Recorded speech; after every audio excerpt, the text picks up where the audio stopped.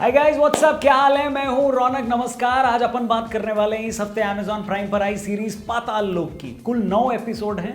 अगर आप वेले और अकेले हो और सारा एपिसोड एक साथ देखोगे तो 7-8 घंटे लगेंगे कंप्लीट करने में। लेकिन अगर दुकेले हो, बच्चे वाले हो तो 2 दिन लगेंगे।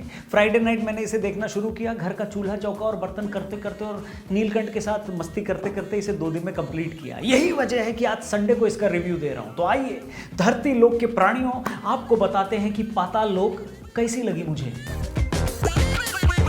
बस ओटीटी प्लेटफॉर्म की जो दुनिया है ना, वो क्राइम थ्रिलर से भरी पड़ी है। ऐसे में जब भी कोई नया प्रोडक्ट यानी नया क्राइम थ्रिलर आता है तो आपके जहन में सबसे पहला क्वेश्चन यही आता है कि अब इसमें नया क्या होगा बे।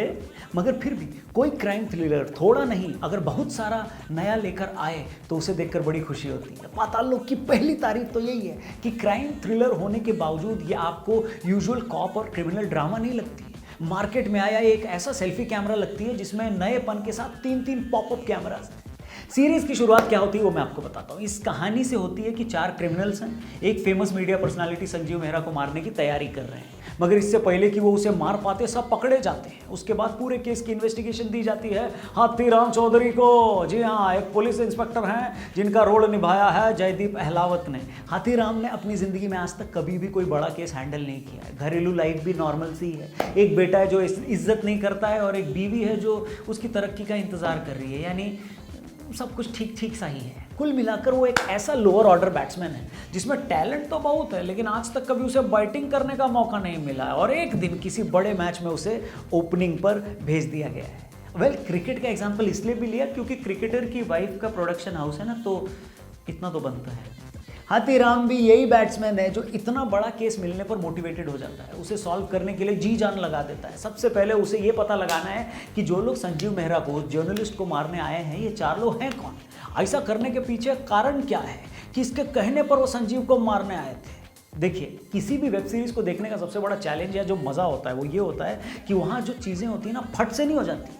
शुरू के 2-3 एपिसोड में माहौल और कैरेक्टर एस्टैब्लिश होता है, फिर कहानी आगे बढ़ती है। पाताल लोक के साथ भी ऐसा ही है। वो एक एक कैरेक्टर की पिछली ज़िंदगी में घुसती है। वो ये जानने की कोशिश करती है कि जिसे क्रिमिनल बताया गया है वो क्रिमिनल है भी या नहीं है, अपराधी है तो बना कैसे है। और अपनी इस कोशिश में वो इस कहानी के सारे कैरेक्टर्स को एक्सप्लोर करती है धीरे धीरे।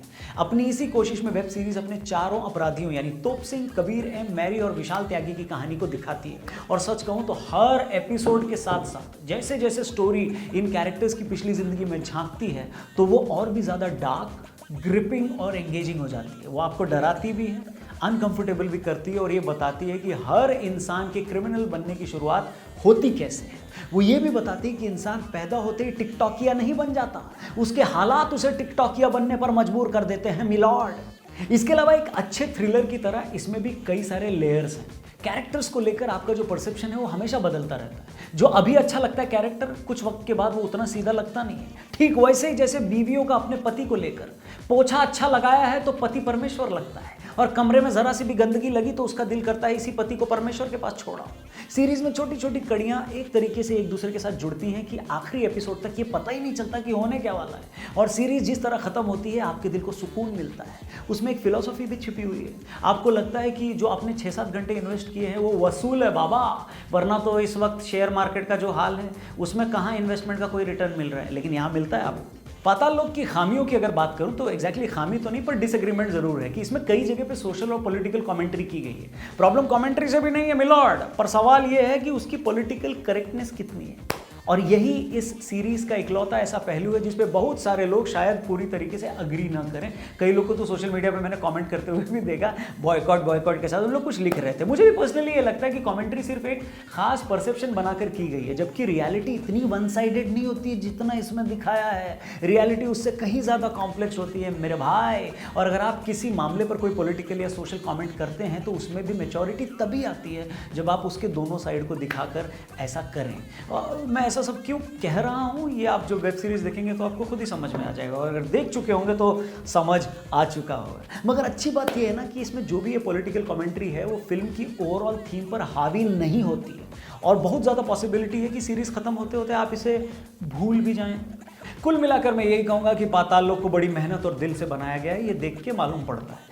कास्टिंग की बात करूँ तो भैया ओवरऑल कास्टिंग इम्प्रेसिव, एक नंबर। मगर मुझे सबसे ज़्यादा खुशी हुई हाथीराम चौधरी का रोल निभाने वाले जयदीप अहलावत के लिए। उन्हें पहले एपिसोड में देखकर आपके दिल से निकलता है भाई कौन है, कड़क, एक नंबर, कहाँ थे अब तक ये। लेकिन तारीफ करनी होगी शो के क्रिएटर यानी इस सीरीज़ के क्रिएटर सुदीप शर्मा की, जिन्होंने इतने बड़े रोल के लिए जयदीप को कास्ट करते वक्त ये नहीं देखा कि इससे पहले इन्होंने कितने बड़े रोल किए हैं। उन्हें सिर्फ इसलिए कास्ट किया गया क्योंकि हर लिहाज से इस रोल के लिए हाथीराम जी अहलावत साहब फिट बैठ रहे थे। एक ऐसा आर्टिस्ट जो इतने साल से मुंबई में है, जिन्हें बहुत सारे लोग गैंग्स ऑफ वासेपुर के शाहिद खान के अलावा किसी और रोल के लिए ज़्यादातर नहीं जानते।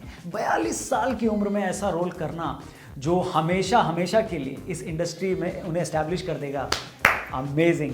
यानी मेरे लिए इस पूरी सीरीज़ की सबसे बड़ी सक्सेस ये है कि उसमें हमें जयदीप अहलावत जैसे आर्टिस्ट को इस तरीके से देखने को मिलता है और उन्हें इंट्रोड्यूस कराया गया, अमेजिंग। तो आपने भी अगर इसे नहीं देखा है, पाताल लोक नहीं देखा, तो देखो ना, कमेंट बॉक्स में हमें मैसेज करके बताना आपको कैसा लगा, हमारा ये रिव्यू कैसा लगा वो भी ज़रूर बताना। वेल, रौनक का जो ऐप है अगर डाउनलोड नहीं किया तो उसे भी ऐप ज़रूर डाउनलोड करना। फेसबुक पर अगर आप देख रहे हो तो पेज को लाइक करना, अगर यूट्यूब पर देख रहे हो तो चैनल ज़रूर सब्सक्राइब करना। और आप किसी और सीरीज़ का भी रिव्यू देखना चाहते हो तो वो भी यहाँ पे ज़रूर लिखना, क्योंकि आप तो कुछ भी लिखोगे, करना तो वही है जो मेरे मन में, सॉरी आप बोलोगे वो भी कर दूंगा, ऐसी क्या बात होगी। बस अपना ख्याल रखो, लॉकडाउन फॉलो करते रहो और जल्दी मिलेंगे आपसे। नमस्कार, जय हिंद।